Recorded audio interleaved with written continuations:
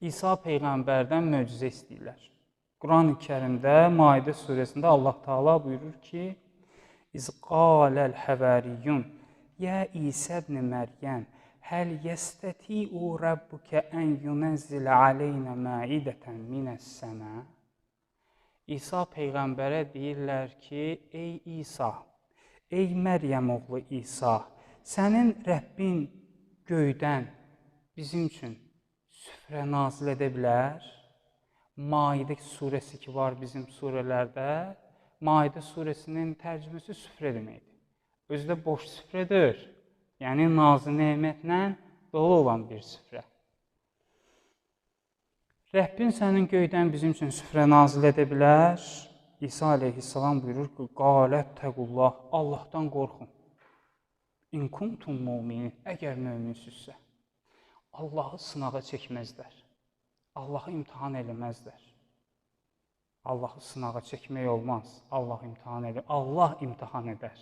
Allah sınağa çəkər. İsa əleyhissalam diyor, Allahdan qorxun, belə şey istəmək olmaz Allah Taala'dan. Qalu, bu cəmaət nə deyirlər? Nuridu ən nəkulə minhə, istəyirik o həmin süfrədən biz yeyək. Və tətməinnu qulubuna, qəlbimiz də aramlıq tapsın.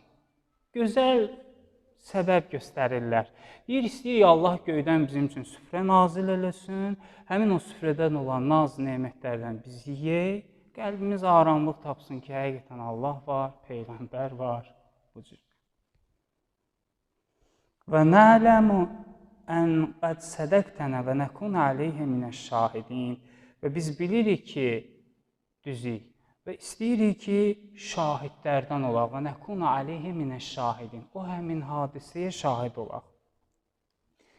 Peyğəmbərlərin belə bir xüsusiyyəti var. Peyğəmbərlər cəmaatla, ümmətlə Allah arasında bir vasitədir, bir körpüdür, vasitədir. Məsələn, cəmaatdan əgər kimsə nəsə səhv eləyirsə, Peyğəmbər çalışır ki, onun səhvinin üstünü örtsün, ona köməkliyi göstərsin.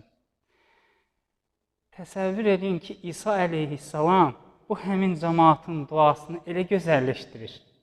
Elə gözəl şəkildə Allah Taala'dan istəyir ki, həqiqətən Peyğəmbərlər ən gözəl ədəbə sahib, malik olan insanlardır. Adam dua eləyəcək, Allah Taala'dan istəyir.